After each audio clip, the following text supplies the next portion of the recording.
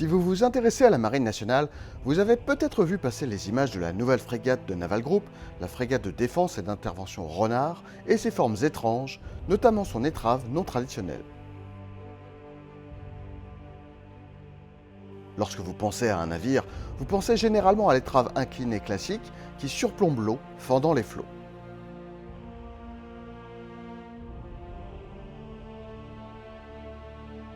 Mais sur les nouvelles FDI de la marine, l'étrave est inversée. Si cette architecture a largement disparu, elle était pourtant courante sur les navires de guerre à la fin du 19e et au début du 20e siècle. Alors qu'est-ce qu'une étrave inversée et quel est son effet? En termes simples, une étrave inversée est une étrave dont le point le plus éloigné ne se situe pas au sommet comme dans une étrave traditionnelle, mais à la ligne de flottaison du navire. Les étraves inversées peuvent améliorer les performances d'un navire de plusieurs façons, principalement pour des raisons hydrodynamiques. Tout d'abord, les étraves inversées maximisent la longueur du navire, améliorant ainsi son rapport longueur-largeur. Un rapport longueur-largeur plus élevé se traduit souvent par une vitesse plus élevée. Les navires doivent déplacer leur masse dans l'eau et la traînée générée par la coque peut nuire aux performances. L'eau s'écoule beaucoup plus facilement autour d'une coque plus longue et plus fine car elle produit beaucoup moins de traînée qu'une coque plus courte et plus large. Les étraves inversées allongent la coque, réduisant ainsi la traînée et augmentant les performances. De par leur conception, les étraves inversées présentent également une forme plus fine à l'avant, ce qui leur permet de fendre l'eau plus facilement. Lorsqu'un navire se déplace sur l'eau, il crée une vague à l'avant de la coque. Plus le navire est grand, plus la vague est importante. Et plus la vague est importante, plus il faut d'énergie pour la pousser. Ainsi, ces vagues d'étrave réduisent la puissance du navire, ajoutant du poids qu'il doit déplacer. Une étrave inversée peut plus facilement couper cette vague plutôt que de la pousser.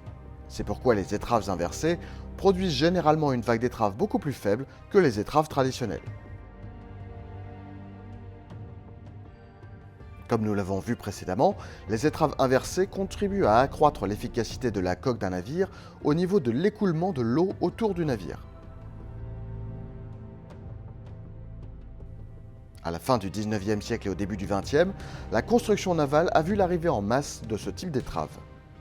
Les navires devenaient de plus en plus grands et de plus en plus lourds, mais les moteurs peinaient à produire la puissance nécessaire pour les propulser. Un moteur seul pouvait ne pas suffire à propulser une coque à la vitesse souhaitée, mais l'ajout d'une étrave inversée pouvait suffire à accroître l'efficacité de la coque, réduisant ainsi la puissance nécessaire pour atteindre la vitesse requise. En bref, l'étrave inversée permettait de compenser la faiblesse des machines et la baisse du rendement des coques. Alors qu'est-il arrivé aux étraves inversées? Les étraves inversées n'étaient pas sans inconvénients majeurs. De par leur conception, les étraves inversées ont une flottabilité vers l'avant inférieure à celle des étraves traditionnelles. L'arrivée de la Première Guerre mondiale a joué contre l'étrave inversée. En effet, celle-ci souffrait d'un manque de flottabilité accentué par les états de mer difficiles. Or, la stabilité du navire au combat est une donnée très importante. Les étraves inversées ont tendance à percer l'eau et même à s'enfoncer. Le deuxième inconvénient d'une étrave inversée est qu'elle rend le navire extrêmement mouillé entre guillemets. Les étraves inclinées traditionnelles peuvent aider à diriger les embruns et les vagues vers l'extérieur et à l'écart du navire, gardant ainsi la plage avant plus à l'abri des paquets de mer. Les étraves inversées n'avaient pas cette capacité.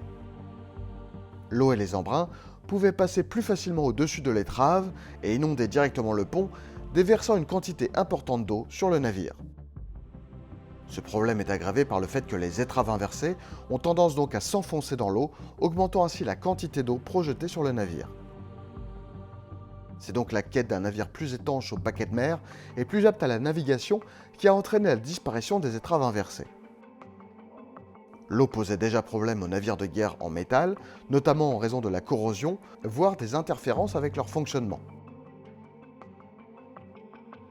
Au début du XXe siècle, les navires de guerre se perfectionnaient et embarquaient des équipements plus délicats, notamment pour la conduite de tir.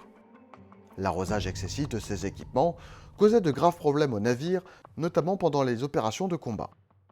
Pour remédier à ce problème, les concepteurs de navires de guerre ont rapidement doté leurs navires d'étraves plus agressives, avec une étrave plus inclinée et un évasement plus prononcé. Nous voyons ici le cuirassé allemand Scharnhorst après sa mise en service. Il était initialement construit avec une étrave droite simple. Mais cette disposition lui donnait des qualités nautiques très médiocres.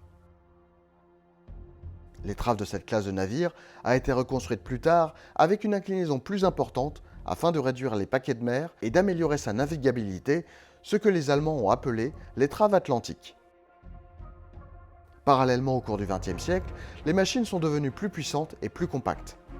Les navires de guerre pouvaient ainsi compenser les avantages de vitesse d'une étrave inversée par un moteur plus puissant.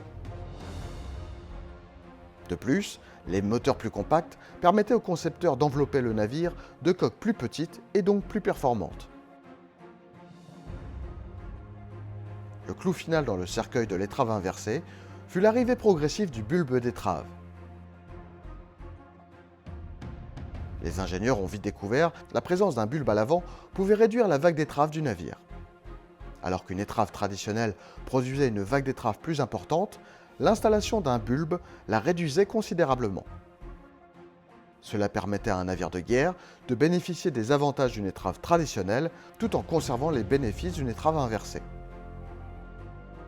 Plus de 100 ans après que les États-Unis ont commencé à utiliser des étraves normales sur leurs grands navires de guerre, les destroyers de la classe Zumwalt ont réintroduit l'étrave inversée. L'étrave inversée de la classe Zumwalt est particulièrement agressive. Ce choix était en grande partie dû à la volonté de réduire la signature radar du navire, le rendant ainsi plus furtif. Celle-ci a également été conçue pour fendre la mer plus facilement afin d'augmenter sa vitesse. Après le Zumwalt, c'est donc Naval Group qui a opté pour l'étrave inversée pour sa nouvelle FDI.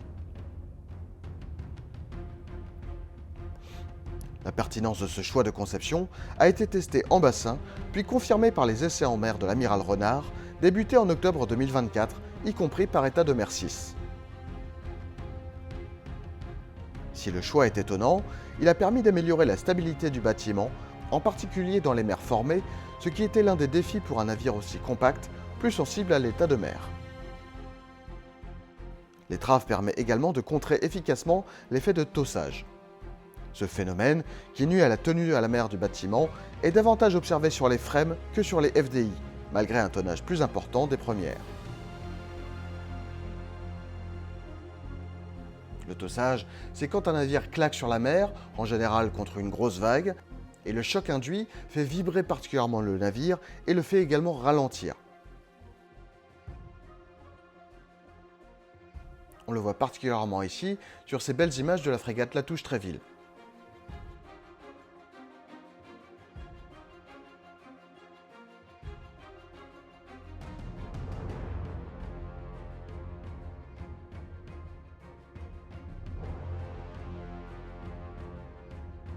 Le couple bulbe d'étrave plus étrave inversée permet également, semble-t-il, de réduire les projections de gerbes d'eau sur la plage avant de la coque en les repoussant vers l'extérieur et en générant des embruns plutôt que des vagues de submersion.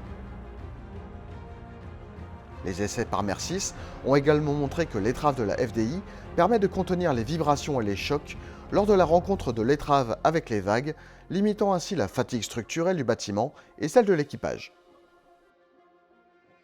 Et enfin, comme pour le Zumwalt, cette architecture permet de minimiser la surface équivalente radar de la frégate en maximisant la section de coque sous la ligne de flottaison afin d'en améliorer la furtivité.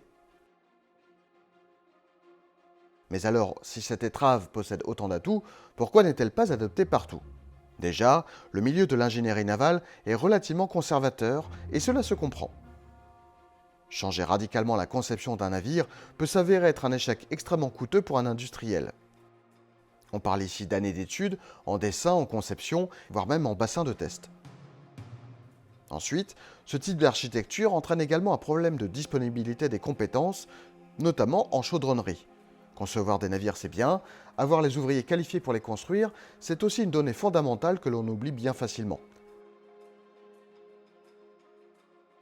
On notera en conclusion que les Allemands se lancent également apparemment dans le concept avec leur future frégate type 217 présentée en 2024.